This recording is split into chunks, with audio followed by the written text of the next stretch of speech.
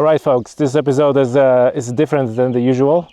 As you can see, we are in outdoors, sitting out in the outdoors with our friend Jack Morley. How you doing, Jack? I'm good, Tommy. How are you? Very good, very good. So, in episode 201, we spoke with Porrick Fogarty about his initiative of Rewild Your Land. People are rewilding land, whoever have a land and plans to rewild.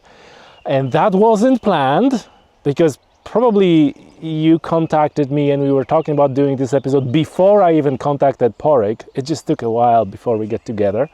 But now we're together and you are rewilding your land. Mm-hmm. Tell us, like, how do you think about it? Where the idea came from? But particularly what I'm interested in is, like, do you think about this as you rewilding, or you just have different name for it? Like, you know, you want to make a space for nature, or you want to take care of biodiversity. Like, how you think about it? Yeah, it's an interesting question. I'll touch first on how it came about. I'll just give you a quick synopsis of my background to give a bit of context. I'm a big nature nerd, and I have been all my life. I absolutely love nature, super passionate about it, but I never had any way in particular of working it into my life, or like the main dream and goal of actually making a career in nature in some shape or form. And my career and my background is in communication, in design, in film and advertising, and I've built and managed creative teams for businesses in a couple of countries all over the world. I lived in Jamaica for a few years, where I built kind of the equivalent of the journal.ie over there with the team. And so nature was always there, and at the weekends and everything it would be my hobby in some shape or form. Photography usually, and video, which is my kind of my background in general. But when I got back, my wife and I, we went about trying to find somewhere to live, and we ended up finding this incredible place in Wicklow, where we are sitting here now. And then we had our only child, sorry. And he changed everything for me, because obviously growing up being a nature nerd, I was very aware of the plight of Irish biodiversity, but I didn't necessarily know what I could do about it. And I think, like a lot of us are guilty of, I'd push it to the back of my mind a bit. But he absolutely brought it to the fore again, because I was worried about the future for him. So I decided to start by seeing how, with this land that we had, how I could go about rewilding it, managing it for biodiversity, which brings me to your next point of that term. I have explored this. I went about rewilding and managing it for biodiversity, but to get a bigger reach, I decided I'd lean upon my background experience in my career to help get the word out a bit more, reach others, and hopefully inspire others to do the same, because that's where you can really have an impact, right? So I started my YouTube channel and an Instagram to just document what I was doing, who I was meeting to get my my guidance from, and try and get that word out there. And in that journey, I realized that there is that question mark over the word rewilding. And I know that in your episodes of Porrick Fogarty, we talked about, getting caught up in what that term actually means. So I'll just synopsize what it means to me, because I think like Porrick, I wouldn't get bogged down in what the particulars of what it can actually mean, or its origins even, which are all very important and they do have their place. But to me, I call my channel The Rewildlife, so I'm fully leaning into the term rewilding. I do kind of say, though, that I'm managing my land for biodiversity, because that is my goal, is to see how much diversity of life of Irish native wildlife I can get back onto these 4 fields that we're in right now. To me, it means, I made a video about it, and what I concluded is that it is essentially like a really powerful little piece of copywriting that has captured people's imaginations. They fully understand just by reading Rewilding what it means versus nature restoration, which is a little bit more clunky and I suppose inaccessible in a kind of scientific way. It doesn't necessarily appeal to the masses. It also goes really well with, you know, on the cover of a magazine or on a poster, or it's just a really strong little piece of copy. And I think because of its ability to reach a broader audience really quickly, outside of people who are already interested in nature restoration, like the scientific community, that's where its power lies, is that it, and you can see it across the world. Like there's a website called Google Trends where you can see, you know, what people have been searching and in what countries that term is most searched and where it's trending. And if you put in rewilding, it's a really big topic, in particular in the UK and Ireland and Portugal, in a lot of Europe and in North America and Canada. And Australia, actually, I think, if I recall, to a degree as well. That's really interesting. And then you've got all these amazing organizations that are also kind of using it as their campaign slogan, like Planet Wild and Mossy Earth and stuff, to get across what they're doing in a kind of quick and efficient manner. And obviously the likes of NEP leading the way. I think getting bogged down in what rewilding meant when it started is actually a bit of a hindrance, because it's clearly having a positive impact as a word to get work done in restoration. So for me, that should be celebrated, and it should be leaned into a lot more, and relatively interchangeable with nature restoration. That's very interesting, because obviously, and you know, like folks, this is where we this is as much as we're going to talk about term rewilding, yes. Right? Because like this is almost cliche at this point. Every episode about rewilding, how about the rewilding? How about it's toxic to some people? There's like, you know, so I think we just established that you're leaning forward to it because it's a marketing term, in a sense that works, gives you reach, and I want to focus a little bit on the land. And just for the folks, you mentioned your YouTube channel. It's called Rewildlife. And you will find a link to the YouTube channel in the show notes. And also there's a video called Full Tour of this farm. I think that's a good video to link. It's a good starting place, yeah, for sure. Because then it gives you idea where we are and what that land is and what Jack does. So links as usual in a description of the show, and obviously give Jack a follow. And you have also Instagram account, right? There's also Rewildlife. Yeah, same, the Rewildlife on Instagram. Perfect. Listen, I want to ask you about the land itself, just to establish, like, how did you find that when you were looking to buy a piece of land? Obviously you have a lot of habitats here, a lot of interesting places. Were you been looking for something like that, or is it just came up and it was like, oh, look at this is great? Well, actually, to be honest with you, our focus was to find the right place to build a house. So I have noted, I think in one of my videos, that we are building a house on the land, and it's right in the middle. It's right there, folks, just right there. Yeah, it's right behind us. We're in the middle of 4 fields. So it was really the location of the house that we were looking for more than anything. With some land, we got really, really, really lucky in terms of the type of land that we got, that it has such a variety of habitats. Like across the 4 fields, it slopes downwards towards a river that we're actually surrounded by here. If you can see this bank behind us, there's a river running along that. We're about 1.5 kilometers away from the sea. And then these lower 2 fields closer to the river are a lot more riparian in their kind of makeup and their soil type. The water table is very, very much just below us. So they are very different to the upper 2 fields, which are a lot more of a dry clay.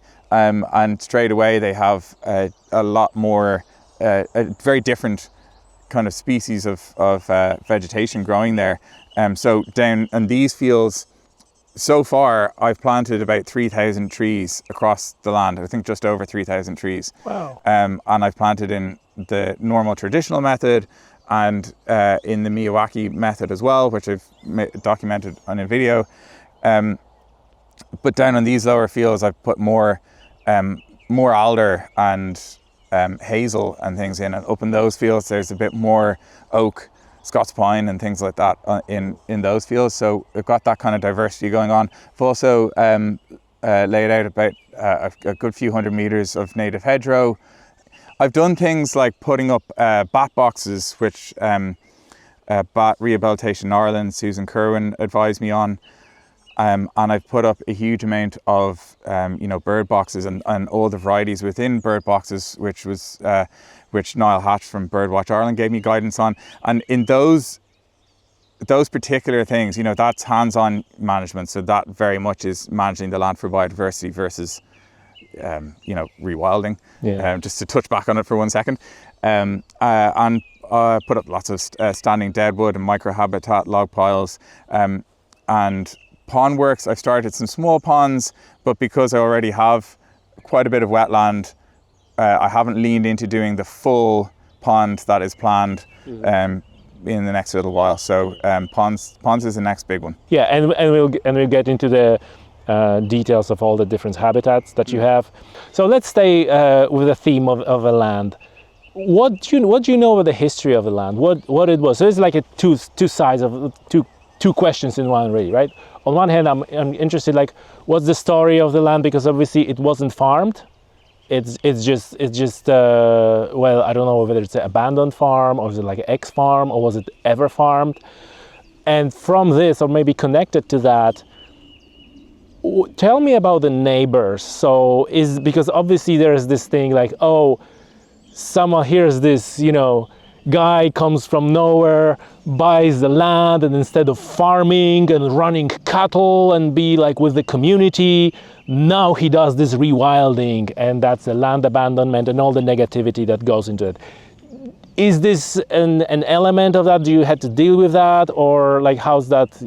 So I'm just trying to paint a picture. Yeah. What is that land, and not geographically, but in terms of previous land use and neighbors and what the neighbors think about it and so on. Yeah, no, again, I've got unbelievably lucky in all of those regards. The history of the land, I only know to a certain extent because I know it's been in the same family for a good 400 years, I want to say, like multiple generations, which is until we came along, which was really interesting. And it was rented out before we came along. So it has been farmed in the past, but not extensively because the fields are actually quite small. So they wouldn't have been able to hold a huge amount of grazing. Mm-hmm. I know there were pigs here because there's an old pig barn in one of the upper fields, and there's some evidence of that when you look back on older maps. And there were a lot more trees here. Again, even just going back on Google Earth you can scroll back on Google Earth and timelines, which I love doing. There was a bit more going on in terms of trees here. But when it comes to the reaction to what we're doing here, all our neighbours are fantastic, I have to say. We are surrounded by quite a large farm, not surrounded by, but on one side there is quite a large farm. But less than a kilometre away, there's actually an SOC, a Special Area of Conservation, that's managed by NPWS, downstream of us. So immediately in that regard, nature conservation is quite a large thing in the area. We're also surrounded by the river, the coast, and a road on the upper side. Now, I know roads aren't going to stop deer, but you will notice we're actually sitting right now in one of the areas where I've planted a lot of trees, which are all around us here. Very young saplings, are only a few months old, and I haven't fenced, and nothing's been touched, and that is unbelievably lucky. It's a gamble, I realise that. It really came down to... It's in Wicklow. We're in Wicklow, and I haven't fenced, and they're How fine. does that happen? Right? I know, right? I'm led to believe that anything in Wicklow gets mowed down in a matter of you'd days. be right. For the most part, you'd be right. I mean, I did take a gamble on it, and I talked to Ashley Glover, who I know you've interviewed, I think most recently in your most recent episode, about how I could approach fencing for deer in a more aesthetically pleasing way, but still practical way than, you know, plastic tubing and expensive fencing and stuff. And I haven't done it yet. I've taken a real gamble. I planted a couple of hundred trees up in that field about 2 years ago, and they haven't been touched. And I took that as a green light to kind of go full tilt on it. And I've now put in 3,000 and they haven't been touched. And all my neighbours I've talked to have said that they haven't seen deer apart from one random rogue one. So there are woods, there are kind of, you know, Quilcher woods pretty close, just up that hill over there. And but I think just because this is we're in a bit of a pocket, and I know that deer don't like going into places where they can't see an easy route out of. And they definitely wouldn't have an easy route out of here anywhere. So yeah, bit of a gamble. I probably will look into fencing at some point, but right now everything's going fine. Yeah, so deer don't use YouTube. They don't listen to Spotify. So exactly. You know, I think they're not gonna like hear about your sapling, your tasty saplings. Yeah, that I've laid out a banquet for them and they haven't come down. But the neighbours generally have been just you know, fantastic, and I even have got a lot of advice. And in terms of kind of the history of life here on the land, I've been asking them quite a bit about it, and they've told me that they have many times seen kingfisher and otter here. I have seen traces of otter footprints and things, but kingfisher I've yet to see. Have you put the trail cams? I have not put trail cams up yet. That is entirely because I can't afford to buy one right now. So I will. I'm dying to do it because I really want to document. By the end of the summer, I'm planning a big YouTube video documenting all the life that has moved in, and trail cameras need to play a big role in that, because I can't sit here filming life going by all the time, as much as I'd want to. And folks, once again, go and subscribe to this Rewildlife YouTube channel, because you'll hear from Jack much more over what's going on here. What are your plans, like, going forward? What are your plans? And obviously, yeah, I watched the videos on your channel. You were mentioning sort of like a maybe farm tours or land tours, or like education and inspiration. All right, is this something that you're just thinking somewhere in there down the line, or is it like a integral part of what you intend to do with the land? Well, in terms of bringing people down to the land, that is a thought I have, but I haven't kind of put a plan together for it. What my immediate plans are, because again, you know, doing all this work down here in isolation for my own sake is one thing, but helping to show others what I've learned is, and hopefully they can follow along, is a much bigger thing for me. So that's why I try to get an expert in on every episode who can teach me, and in turn teach the person watching what I'm doing. And also my Instagram, my YouTube has kind of taken a back seat for the last little while, simply because I've been so time consumed by other things. But my Instagram has absolutely exploded recently, which is great. And there I've been kind of making videos that synopsize much more condensed versions of what I've been doing and what I'm learning about Irish biodiversity on the whole. And two of the biggest things that I've learned since I started this project is that Ireland is behind a bit in its communication of nature issues. And I'll touch on that in a second.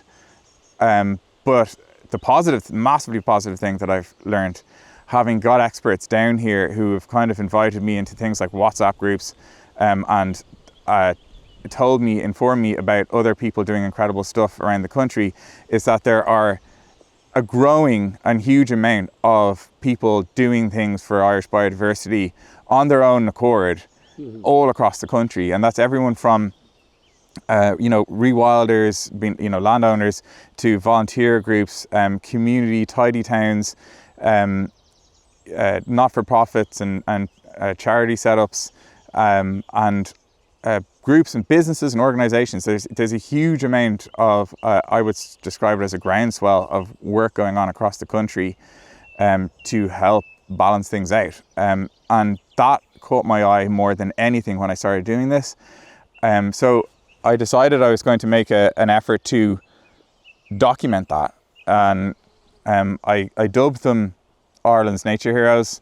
And I started documenting them every week, once a week on my Instagram, where I just introduce in a 1 to 2 minute video one person or one group or organization and what they're doing, and where you can find out more about them, because they need to be celebrated, and the awareness needs to be out there more about them. So that's one thing I'm doing, and that hopefully will grow a bit of legs, because there's a lot to talk about there. The other thing that I've learned that I want to try and help with, because I'm still trying to figure my place out in all this, if I have a place. And one of the things that I kind of think that I can help with, because of my background in media and advertising and stuff, is that communication of Irish biodiversity issues, where I think we're a little behind on. It's an observation that I've had when I look at social media and even on TV. We tend to be quite overtly traditional and stuck in an older way, perhaps, of approaching it. And there is warrant and there is a place for those kind of approaches, and I'm not downplaying them whatsoever. My problem with it is that we need to reach a broader audience right now. Like, we live in a time where we don't have the luxury of time as much anymore to sit back and let nature do its thing hands off all the time.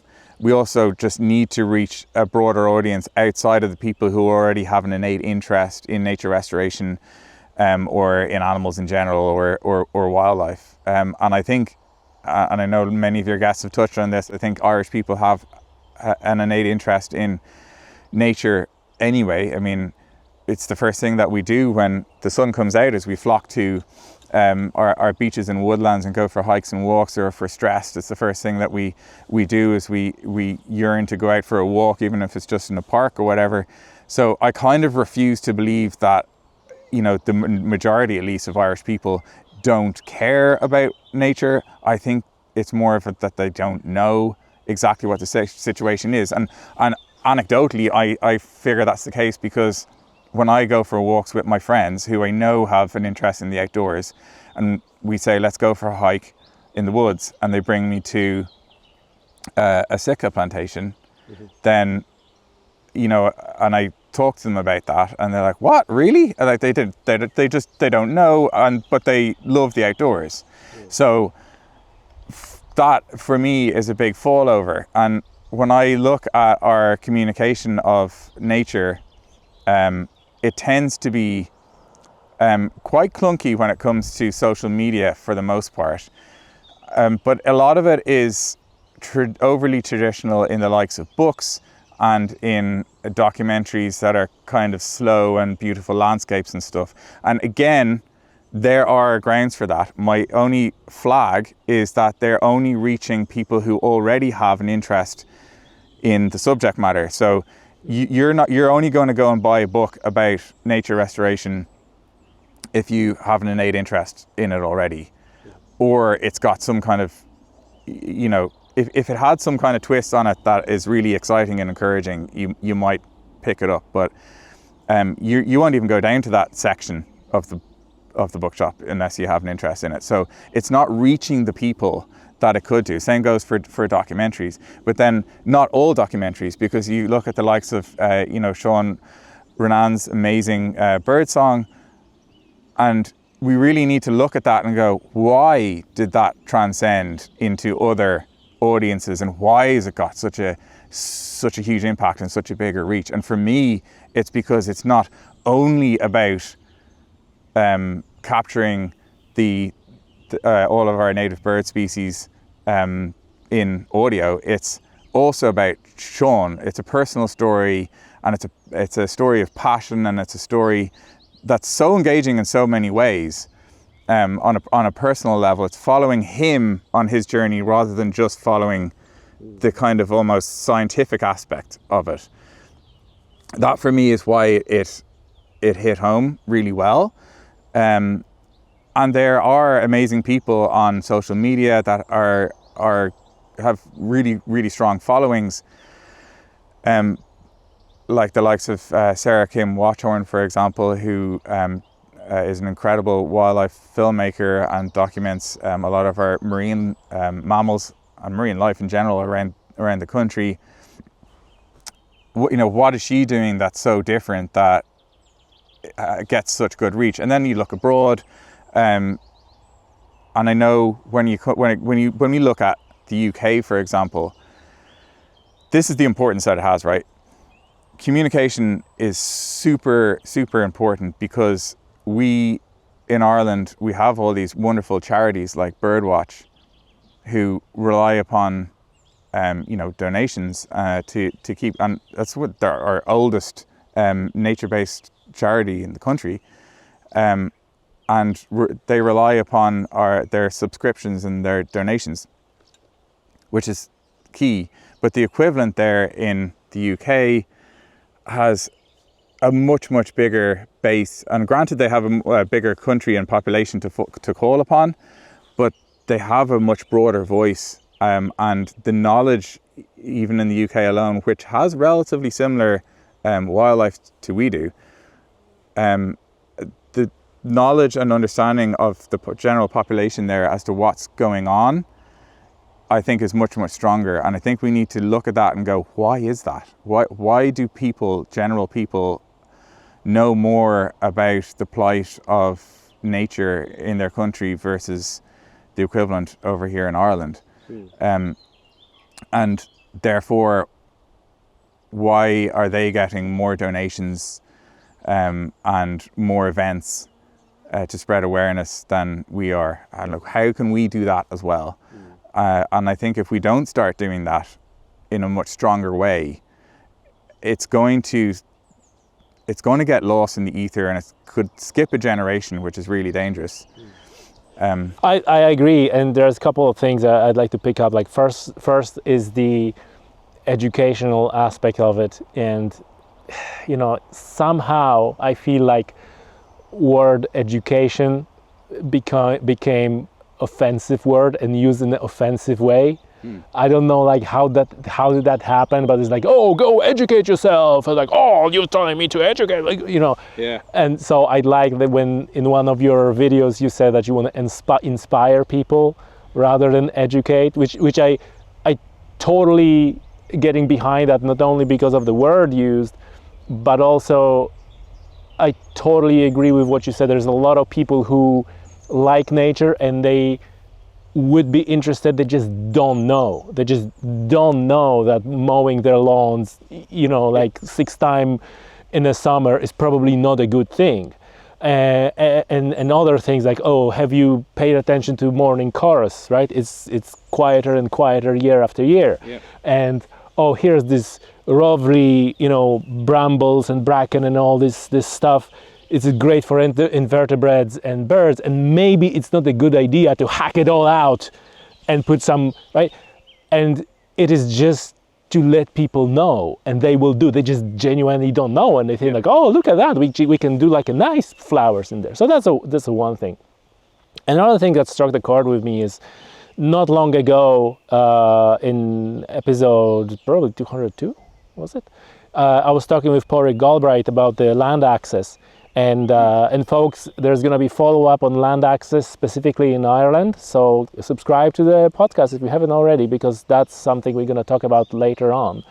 But in his book, and his book is in the UK, Reality, what he says, like, we don't need more access, we need better access.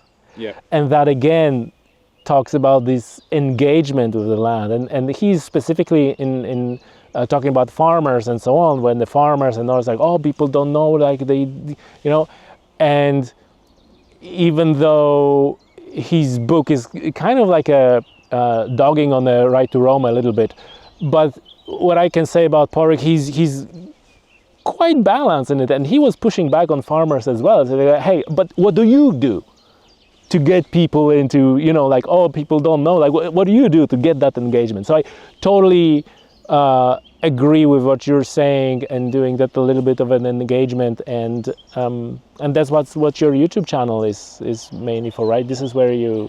It totally is, and you touched on a couple of things that I think are really important there, and that is language, and I'll touch on that in a second, the type of language used in your tone of voice when you're talking about these issues, but also that the acceptance that people have of what you're saying. So, for example, I made a couple of videos on Instagram. One was about cats and the impact that they have on birds here in Ireland. That's a big one. That's a big one. A lot of people who love nature, they love cats as well. It's like, folks. No, 100%. And I really, really didn't want it to be contentious or start any kind of debate. And amazingly, it didn't. And I think part of it came down to the way I delivered the message. But what I took away from it more than anything was a huge amount of the comments were saying, thank you so much, I didn't realize, and now I do, and I'll make sure that my cat stays indoors for, you know, the next few weeks while the fledglings are out, which is important. The same thing when I did a video about ivy, because obviously in Ireland we have this notion that ivy chokes and kills trees, which it obviously doesn't, because we'd have no trees left if it did, and you know, it's native, it's part of our ecosystem. So I said all that. It's a climber, not strangler, right? Yeah, 100%. Yeah. It has its own root system. It just uses trees as its climbing frame. And it was the same thing. For the most part, by a long margin, it was people going, oh, wow, I didn't realize this. Thanks so much. I was about to go and cut down all my ivy. I won't now. You know, so like, but it comes down to the way it's said.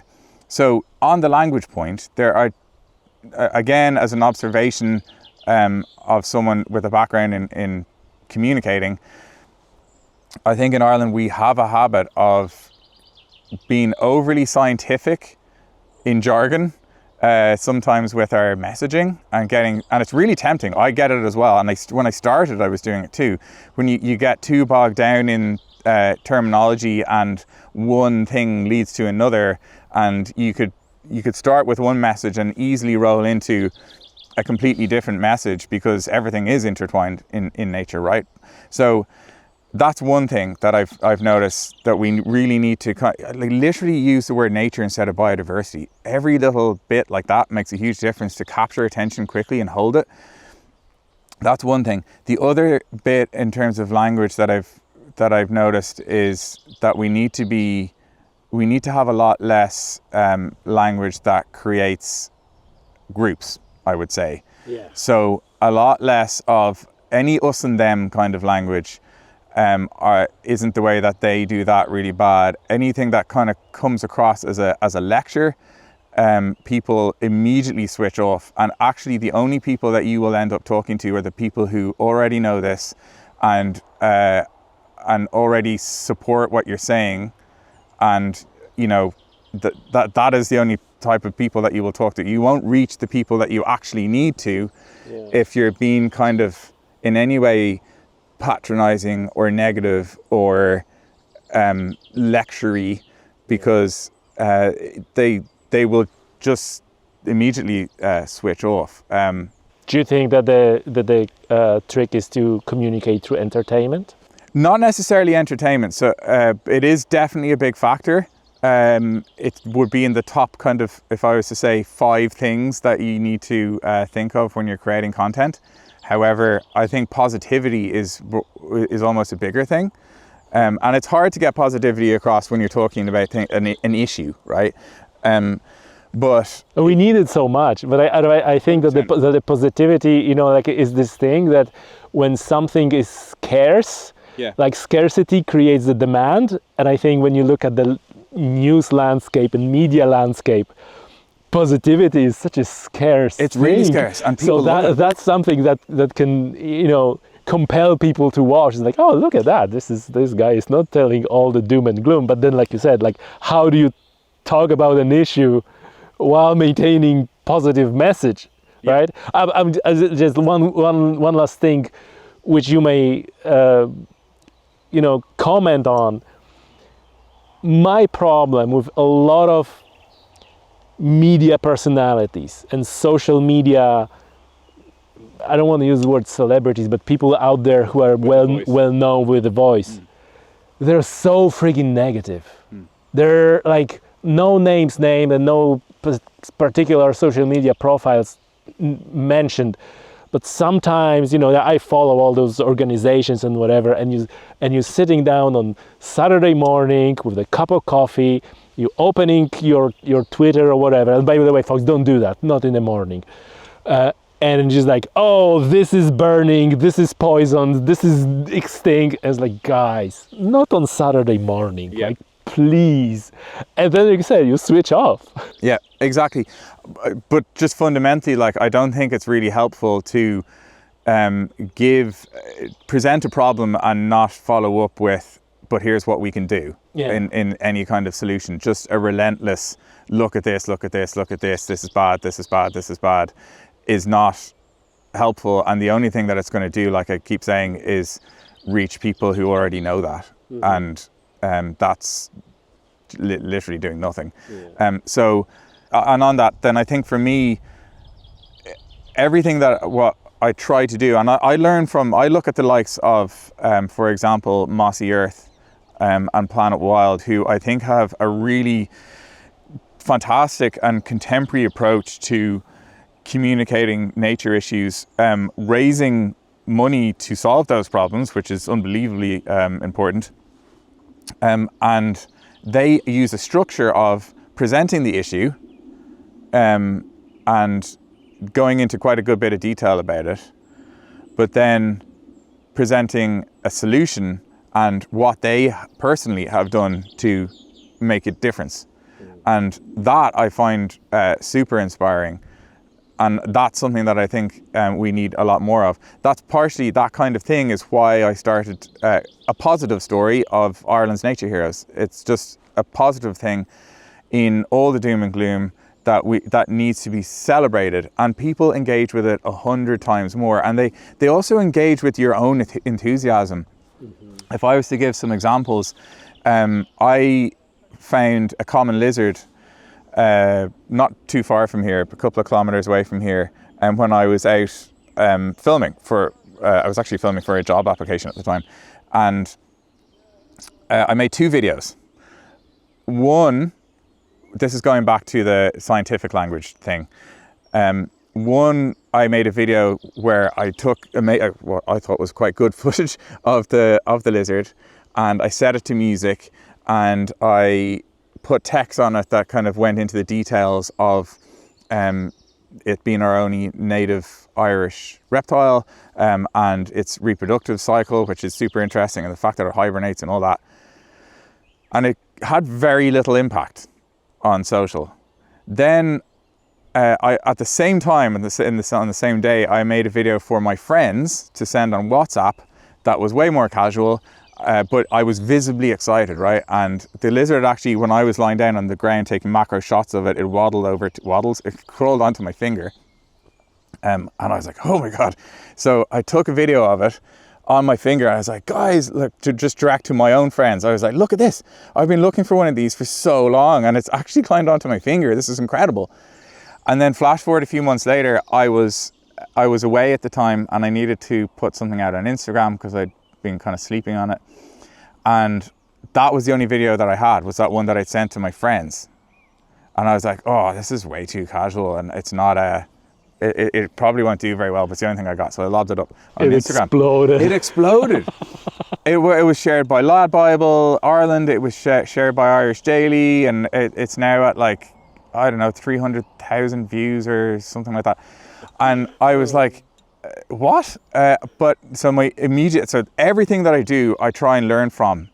And the thing that I learned immediately from that was people, first of all, react to your own delivery and your own passion. If you're enthusiastic, people will engage in it straight away.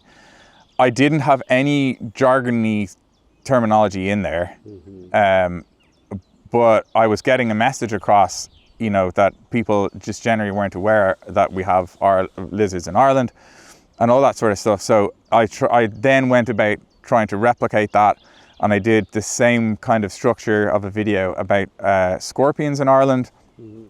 And our pseudo scorpions and water scorpions. That got a similar response. Then I did it about ivy. That got a similar response. So I was straight away, I was going like, okay, this is the two things, the big things out of this is the way I'm talking to camera and making sure that my enthusiasm and my passion for wildlife is coming through. But also this kind of like, did you know that this is a thing in Ireland? And that people really react to. So, and like you said, I do have one or two videos on my Instagram where I do rant a little bit in a negative way because I stumbled across the remnants of about 2 acres of a disposable barbecue burn down in dunes in British Bay in Wicklow here. I couldn't not document that and have a little rant. But there's a place for that, and I think, and there's a ratio. And there's a ratio, right? I think it's even more. It's even more impactful if you're this like nice, positive guy all the time, and then you rant about something. Totally. Then it's like, oh, right. While if you're like ranting all the time, it's like, oh, this guy is just always unhappy about something. Yeah. But it's also just like you can like if I should go back to my cat video, I explained why it's an issue. And I didn't just say cats are out, you know, they're one of the leading causes of our demise of our birds and end video. I, you know, explained why as best I could, and did you know, and if you wouldn't mind, I understand that it's really difficult, but try and keep your cats inside, particularly at this time of year. Yeah. You know, language is so important, but everything that I'm saying here is to try and get a broader reach in terms of our audiences. We need to reach, you know, everyone from people who are already interested in it. That's why there's still a place for those beautiful documentaries, which I love and I consume, and those amazing books which are piled high on my bedside table. But we also need to reach, you know, teenagers and the next generation, people who are aware of or partially interested in nature, but maybe don't know the details or the extent of what's going on, or have a potential. It's just a potential. You're not gonna find out if someone is interested if you not expose like with kids, right? You need to expose them to the whole plethora of things to figure out like what they're interested in. And this is kind of like the same thing. There might be like the future nature heroes, yes, right out there, but they just right now they're dormant. They don't know. Yeah. They look at the, you know, like a Sitka spruce plantation, and this is like I don't know, it's not a Sitka spruce. But it's like, oh, this is like, look at this woodland forest. It's like, yeah. Well, see that. So that exact problem I try to address again on my Instagram. I've really leaned into my Instagram a lot recently, and I made a video about a very complicated thing to talk about in an interesting way, which is shifting baseline syndrome, which is a big, like I said, one of those big clunky, I'm going to switch off because I don't know what that means term. And I really wanted to grasp that one and get it across in a minute or so, because it's so unbelievably important, especially if we're not reaching that younger audience and they think that a Sitka plantation, like you said, is normal, or cherry laurel and rhododendron hedgerows are green, therefore they're grand. So I made this video explaining, I stood in an empty field, and in post-production I filled it with, quite crudely actually, but it worked, with you know, native Irish trees and ponds and stuff. And then as I talked through the generations, I removed a percentage of those, and then eventually I actually turned the whole place into a desert. And this is, you know, and portrayed what the future might hold. And then I brought it back to you know, our grandparents' generation, and it really worked, and people loved it, and it was shared a huge amount. So yeah, again, it's kind of, people don't like to be lectured, in a given out to way, or in a I'm your teacher now, listen up way. They want to, but they do want to learn. And I think getting it across in, like you said, as positive a way as possible, as in entertaining in an engaging way, as quickly as possible is actually unfortunately a thing now as well. Our attention span is a lot narrower, so we really need to, especially in the first 2 to 3 seconds, grab people like that and hold them right to the end, and not just rant, deliver the bad news, and keep things positive. I need to talk with you more about the engagement and keeping people engaged in a pod. That is what I'm trying to do. To answer your question from quite a while back now, the next thing that I want to do is try and get a presentation together that helps organizations, individuals, even at a bigger governmental level or whatever it may be, charities, help them look at their work to date, at their communication and social and video and otherwise, and analyze it and see how it can be improved going forward, how they might be able to perhaps work with people who have a voice and an interest in Ireland already and already have a strong following, like the likes of James Kavanagh, who has bought a beautiful new house in a rural area and has an interest in wildlife and wanted to build a wildlife pond, and reached out to Collie Ennis, who has his own strong social following and unbelievable knowledge and expertise around, I would call it, our small creatures in Ireland, all our invertebrates and amphibians and reptile, and worked with him to build a wildlife pond and shared that. And like, that is the kind of project that is positive, exciting, and we can learn from it. And more of that, those kind of things. So yeah, I'm trying to get everything that I've just explained to you on paper in a presentation that I can show to organizations and go, let's have a look at what you've been doing so far. How can you improve it? Here are great things happening internationally, and here are great people in Ireland who could help. This is great, and you're spot on. I agree with all accounts.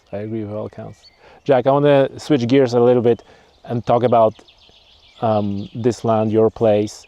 You have incredibly diverse habitats here. So I want you to, go with us through the types of habitats, because you have a wildflower meadow, then a native woodland, which is, I understand this is work in progress. Yeah.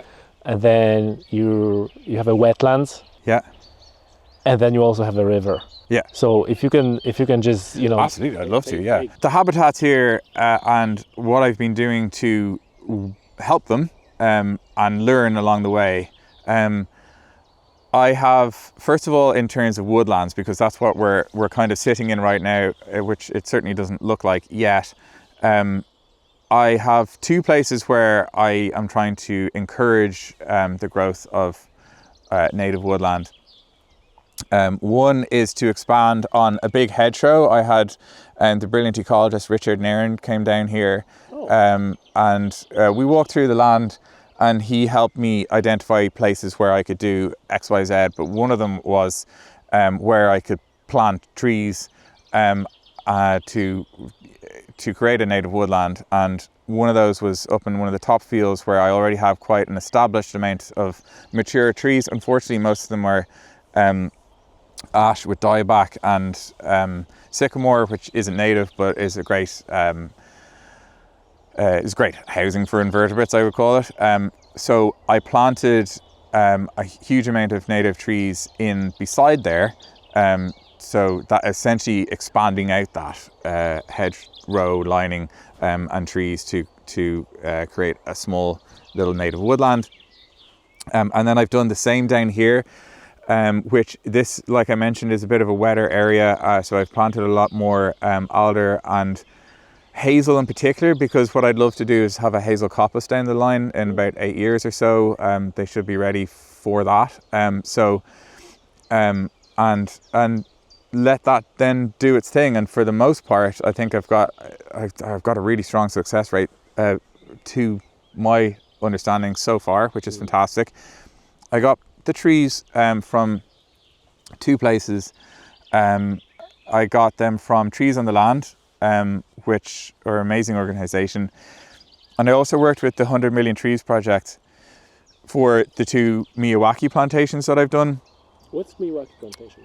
Sorry, so Miyawaki is a method of planting that was started by a Japanese, I think he was a horticulturist in Japan. And essentially what he observed was that when you plant traditionally at about 2 meter spacing, it takes a long time for the woodland to establish itself, and there is grounds for that. Obviously, not grounds for it. I mean, that's the way it naturally is and should be. But when you look at an established woodland, it all works together as one, as an ecosystem powerhouse under the ground, at every level, on top of the ground, at a fungal level, microorganism level. It's all one entity.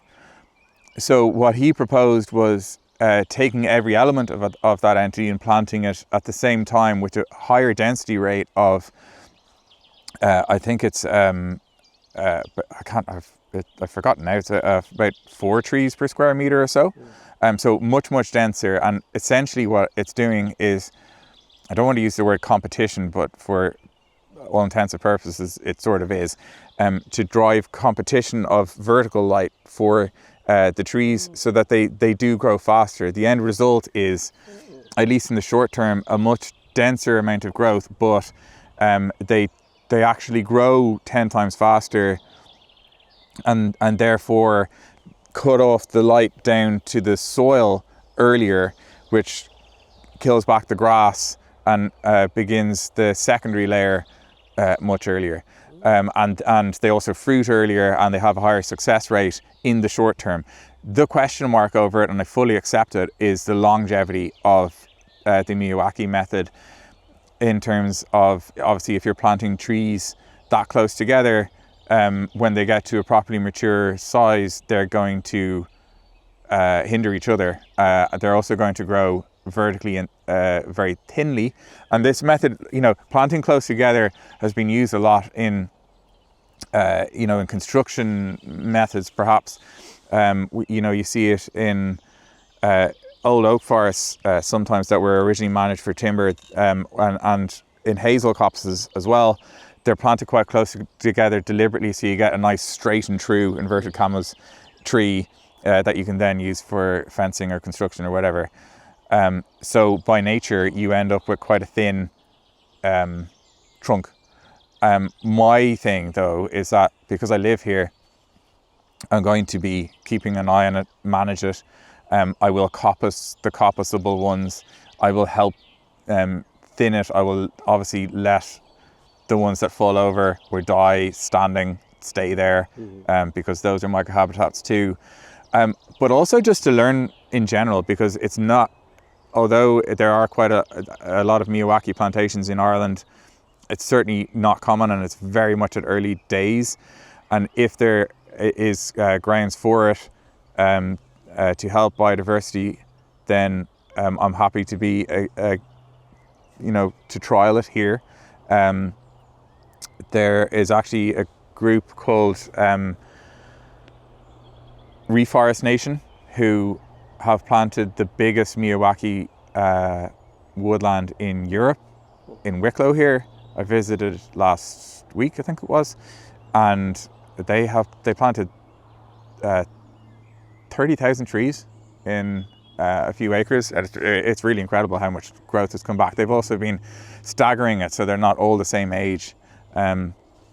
So that's the Miyawaki method. I've made a video about it on my YouTube as well, if you want to see more details on that. And that's what I've been doing. And I've also been planting the traditional method, I have to say, as well.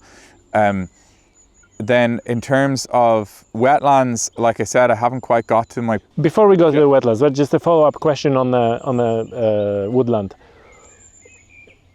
Is there a percentage of just you leaving it to just grow on its own? Because obviously, I'm sure there's many people who are listening to that now. It's like, oh, you shouldn't be planting. You should leave it, and it's gonna grow. With So, what's your take on this, and how do you balancing planting trees versus leaving the land and letting them grow on their own, whenever they want in the species? 100%. So in terms of, I have a lot of trees that have self-seeded and are naturally established here as well, especially willow and alder. And I'm not touching those. They are there living their lives, and they can do their own thing there. I have a lot of that both down in the lower section and up in the upper section. The difference with my land here for me, in terms of, I suppose, restoration, is that I'm going to be living here, and I actually want to, as well as managing this land for biodiversity and encouraging as much life in as possible and learning from that, like I mentioned, I want to make a bit of use of that. I want to do quite a lot of permaculture. So I'm trying to, grow native Irish foods and stuff here as well, in a smaller section of the land, but it is going to come into it. I planted quite a lot of hazel, like I mentioned, because I want to coppice to create structures around the land, which could be everything from arches to fencing, because I know and I've seen the wonderful fencing that encourages birds to nest into and stuff as well, and I'd love to have a bit of that here. But yeah, I completely understand, and I see people's point, and they're totally right. We should be letting life, just stop the overgrazing and let life come back in its own way in the places where it's appropriate. This is a little bit different for me because I live here and I want to encourage biodiversity here. And there is also the argument, I would say, that we don't have the luxury of time like we used to when it comes to restoration, right? The two things that, as a buzzard flying over us, the two things that rewilding in its truest sense needs is space and time. I don't have a huge amount of space here. I know I have 5 acres and I'm incredibly lucky to, but in the terms of rewilding, it's not actually a huge amount of space, and we in general do not have time anymore. So with that said, I'm all for helping nature and planting.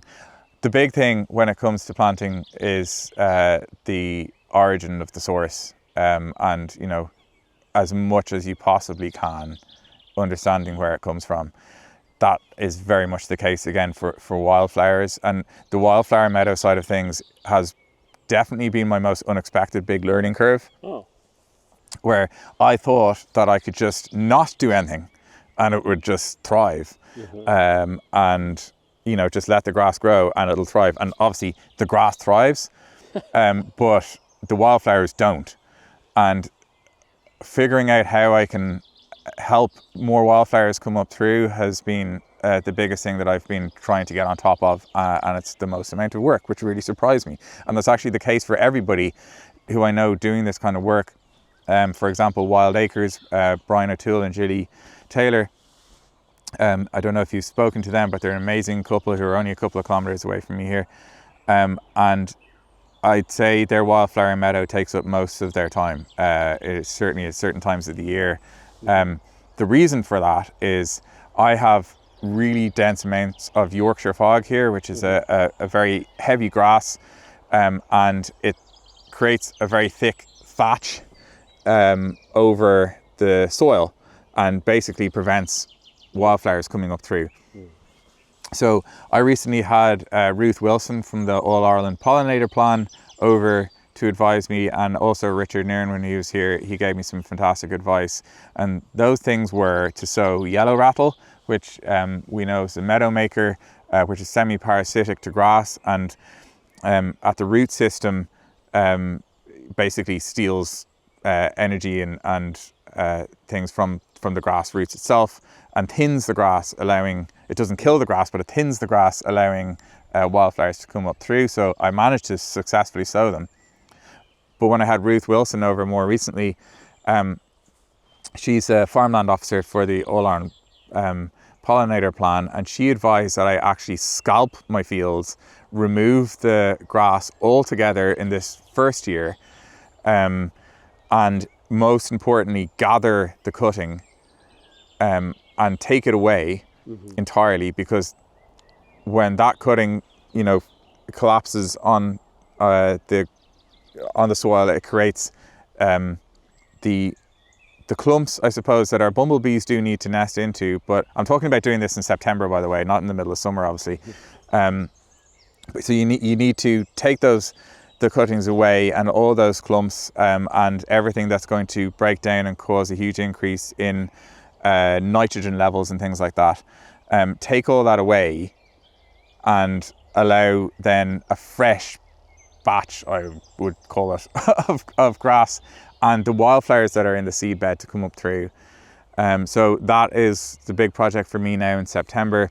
Trying to do that without compaction is what I'd love to do, because since I got the land, tractors used to come in here quite a bit, and I've tried to cut back on that I've stopped it to try and avoid the soil compaction that again will impede the seed bed. It might be unavoidable in this first year, but I might also investigate mob grazing, which would be an approach of getting a small amount of cattle that I hopefully could possibly borrow to come in and graze the grass, fertilize as well. Because if I do get a small tractor in to cut the grass, I don't know what to do with those bales. I have no purpose for them. And that's actually a big issue, is like what to do with it. So mob grazing might be a better environmental approach. So that's another thing that I'm investigating. Conservation grazing in general is something that really interests me. But I'd have to do quite a fair bit of fencing because of all the planting and everything that I've done. Like I said, in terms of the wildflower meadows, they've been the biggest learning curve, and I haven't figured them out yet. Then in terms of wetlands, ponds, again, when Richard Nairn was over in a field that's level with the one that we're in now, he observed that there's a bit of a slack in the middle of it, and there, just in terms of the vegetation that's growing there, there are quite obvious reeds and water plants. My kind of botany level is 0, I would say. I'm really learning about flowers and grass and things, so I don't know a huge amount of the actual names of what was growing there that Richard identified as an indicator that the soil is very wet there. The water table probably won't be very far down. But that is where I'm going to be digging my pond, and ideally not lining it, but letting it naturally fill. And then when it comes to the river is here and it's beautiful, it's wonderful. And last year I had it tested and it was very clear. There were I was going to ask that. Yeah, it was quite healthy. There's quite a lot of microorganisms, invertebrates living under the rocks, caddisfly larvae and such, that were great indicators because they're really sensitive to the pH of water. They're really sensitive to pollution and any issues there, and they won't appear unless the water is healthy. And they actually, across all the species, they give you an indication of the spectrum of the health of the river, which is incredible. But I recently did a course over in Clare with Phelan Maharty, who runs an amazing course to understand how you can manage water on the land and identify the health of water. When I came away from that course with Phelan, his website is wetlandsystems.ie. I highly recommend it to anyone who manages land and wants to understand how they can slow the flow of water off their farm or council land or parks or whatever they may have before it reaches back into main bodies of water. It's really important. But when I came back then and looked at my river this year, I could see straight away that I have higher levels of nitrogen and bacterial growth, which was upsetting because I have no control over it and I can't do anything about it. And I don't know what I can do about it. I know that there's the East Wicklow Rivers Trust, which I could reach out to try and understand where that might be coming from further upstream. But I know I really want to see kingfisher and otter back here because I know they're in the area. I had sand martins. There's a bank, a huge, big, tall, like kind of 80-foot or so bank along the river on the other side of the land. And last year there were sand martins nesting in it, and they're not there this year. And I don't think that's because of the river, but it could be because if there are issues that are causing a reduction in flying invertebrates like mayfly, caddisfly, then there's much less food source for the sand martins. I have thankfully seen them nesting nearby, but not here this year. And that is also why I would never use the river. I can't anyway because I can't legally disturb the river, but I would never use the water from the river on my land to feed, the plants certainly that I consume food from, but also to fill my wildlife ponds, because I don't know what the caliber of that water is, and I won't know into the future. It could change. It has changed already in 2 years. So, so that's wetlands, wildflower meadows, and woodlands. Native hedgerows, planted a lot of native hedgerow, and immediately seen life move into that. To feed on and to nest on that river, like is it flooding? Like, is there a risk of flooding? And because you say like you don't want to, and in the video that we link in the description, you talk more about it, that you don't want this because you don't control the quality of the water. You don't want to get it into the pond, and then also you don't want stuff from the pond being washed down into the river. Yes, true. But then, like how the river can flood, right? So is there risk that it's going to flood in area? And you had a video which is showing like water going quite high. Yeah. I think in my spring preparation video, the water, I got footage of the water during winter after a couple of heavy rainfalls and the snow melt that we had. It came right up to the banks of the fields, and like normally it's a stream level. It's probably classed as a stream. I actually don't know the distinctions, but it generally for most of the year it's quite low, and it got up to that's in some places it's head height, so I want to say like 5.5, 6 foot, and it's a torrent when it gets like that as well. And where I haven't seen direct flooding as in an overspill, I have seen that the pressure on the elbows of the river, where it runs straight into the bank of clay. If you go a few feet into the field from there, where there's a bit of a slack, you can see that it's puddled and it's full of water. So the water table, like I said, is right there, and that doesn't go away for quite a long time. So, but that's filtration as well. Again, highly recommend Phelim Harty's course over there in Clare. But I'm not concerned about flooding. It's certainly not in the aspect of my home. No, I'm more asking about the pond and the... The pond I'm not going to put in any place where it would be impeded by flooding. It would be far enough away from the river that they won't affect each other, which is, really important. I have also seen a huge amount of, like I said, I'm about 1.5 kilometres away from the sea here, and I've seen, sadly, a huge amount of rubbish and debris of some pretty large scales. When, like, not oil tanks, but like jerry can kind of things as well, floating down the river at a rapid speed. I couldn't do anything about it because I can't jump into a fast-flowing river like that. I do every few weeks. I put waders on and I climb into the river and I grab all the rubbish that's got caught on the banks, and I clear it before it reaches out to the sea. But last year, after the 2 big storms that we had, a huge amount of tree debris came down the river. Mostly looked like Leyland spruce. So, you know, non-native trees that obviously are evergreen, and when that particular species, which we have a lot of around here, gets to a certain size, it is so vulnerable to getting blown over. Their root system is quite shallow, and a huge amount of them got blown over in the area here. I know a neighbour of mine, it missed their house by a few feet. Wow. Yeah, like a big mature 80-foot one.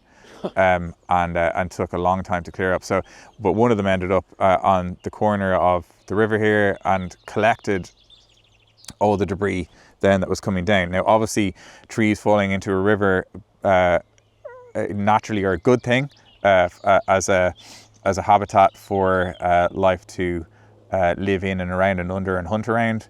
And in this case, what it actually did was stopped all the kind of floating amount, I would say, of that pollution going further down, and slowed it going further down into the sea. So yeah, the river is something that keeps me on my toes. But like I said, I can't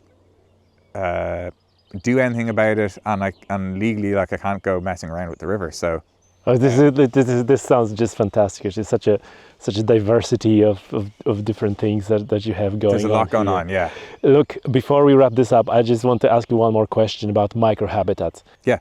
Please lay it out to us and to our viewers and listeners. What are microhabitats, and what are you doing in that regard? Yeah, microhabitats for me are such an easy win, and they actually encourage a huge amount of life, both from the invertebrates area to everything that feeds upon them, and a great place for hedgehogs to live in. But essentially what they are a pile of wood. Generally is the best way to approach it. A pile of logs, which you can assemble in a way that's aesthetically pleasing to you, or you can literally just dump a big pile of logs in the middle of your garden. Whatever works for you. Either way, you'll get a lot of life moving in and setting up. You're essentially building like a little invertebrate city when you do it. You know, the wood starts to soften and break down, and is consumed by all sorts of invertebrates. Woodpeckers will even come. You know, standing dead wood. I don't know. It's behind camera here, but I just put a log standing up right there in the middle of this little plantation, and that is simply for the likes of woodpeckers to come and explore and feed and see if there's any life living in there.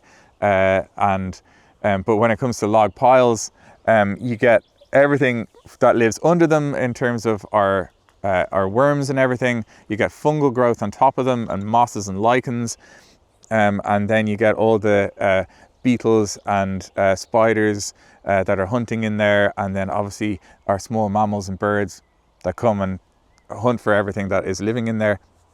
They are an immediate easy win of and create what I always think that the biggest thing that you can do right is create a banquet of the bottom of the food chain stuff in terms of invertebrates and pollen and fruit and nectar. Those are the things that I really try to get as much of as possible, and it can actually be really exciting exploring microhabitats that you set up, because you find insects are the one area, and invertebrates, where there are so many that you don't realize that are there, that you don't see all the time, and they can be absolutely beautiful. And also critical there for the everything else. For everything else further up the food chain. That's what's so important about it. But it was, you know, a plank of wood lying on grass is a microhabitat. And when I went to visit Brian Murray, who runs a place called Microwild over in West Wicklow, he's incredible. He takes amazing photographs of all our species of bee and insects and everything, and he teaches people about them and why it's important to help them. But I went over to visit him, and he lifted up this plank of wood that is part of his insect safari that he has there, and I looked at it and I was like, that's just a plank of wood, mate, what's that like? And he lifted it up, and there's so much going on underneath, and he got really excited because he was like, a pseudoscorpion, I've never seen one, I've been looking one for ages. And I was like, what is a pseudoscorpion? And it was this tiny little it looked exactly like a scorpion, but like absolutely minute, minus the tail, right? But it had the claws, pincers, and it's actually an arachnid. It's not a true scorpion, and it was super cool to see. But all it was this plank of wood, you know. But that's what happened was like that amazing little bit of Irish life moved in there. So yeah, microhabitats. I'm slowly. I think I will continuously add more and more, probably indefinitely. And it's the kind of thing that, which is so important for me, is really easy and exciting for kids to explore. And the next generation is the most important group of people that we need to reach. And the ways to do that can be kind of difficult in Ireland because it's hard to, well, it can be tricky to go out and just find life and say, look at this, outside of our regular garden birds. But if you have a microhabitat of logs or whatever, it can be a lot of fun to lift them up and see how many different kinds of insects we can find, or something like that, for example. Well, you have a lot of macro habitats as well here, not only micro habitats. Yeah. So I'm sure you're gonna be successful. One last question, Jack. You mentioned in one of your videos or a few of your videos about permaculture and planning to just grow your food here for like, is this underway, or are you waiting until you guys gonna move into the house before you start that? Because that seems to me like another journey in its own. It is a massive journey, and I have to give credit to my amazing wife. She has such an interest in organically grown food, foraging as well, which we learned a lot from my friend Sam Arnold, who's a professional forager guide down in Cork. He used to live in Wicklow here, but he's moved to Cork, and we've learned a lot from him. Yes, we are not going to get that properly set up and going until we move in here, because there's so much to learn and we want to be actively involved as much as we can. There's permaculture and then there's synthropic agroforestry, which I need to learn a lot about. But it essentially is using... To be honest, I'm not going to try and explain it, because I need to learn a lot more about it before I do, and there's so much in it. But we have mildly started it over here, where we have planned it out on paper, and we have started planting the slower growing native apple trees, for example, and some of our native berries, bushes and things like that. But really that area is a little bit more of my wife's area of expertise, so I'm not going to step on her toes there. I'm about the biodiversity, and she's a little bit more in the permaculture and so that's another episode. So that's another episode. Come back to me in a year or two where we've established that, and I'll have a lot more to talk about. Excellent. And so, folks, if you're enjoying this content and you're enjoying our conversation, obviously subscribe to Jack's YouTube channel and Instagram, Rewildlife. And also, if you like what we do here in this podcast, subscribe to my newsletter. The link is also in the description of the show. There's all the links in the description of the show, so go in there and subscribe. Jack, how the success looks like for you? Like, if you look, 5-10 years from now, what would you like this to look like? Needless to say, I'd love to see that this land here has established itself really well, and there's a huge amount of incredible biodiversity living here. That would be success number one. But the bigger success for me is that I hopefully have taught other people and inspired other people to do some of the same here in Ireland, that we're properly aware of the issues that biodiversity is facing here in Ireland at a level that is broader than it currently is, and that we are celebrating and documenting our Irish nature heroes. But for me, it's a long road, but it's the only one, and it's one step in front of the other. And I don't know what tomorrow will bring, but I'm just going to dive on into it as best you can to help get the voice out for our wildlife, because they can't talk. Jack, thank you so much. Thank you, Tommy. All the best. Thanks, man. And before you go, since you stick to the end of this show, then first and foremost, thank you so much for listening and for watching. And if you enjoy what I do here, and I presume you do since you listen to the very end, you should subscribe to my newsletter. The link is in the description of the show, newsletter.tommysoutdoors.com. So get in there and you will get notifications not only about the latest episodes of the podcast, but also about everything else that is happening in the conservation and science world.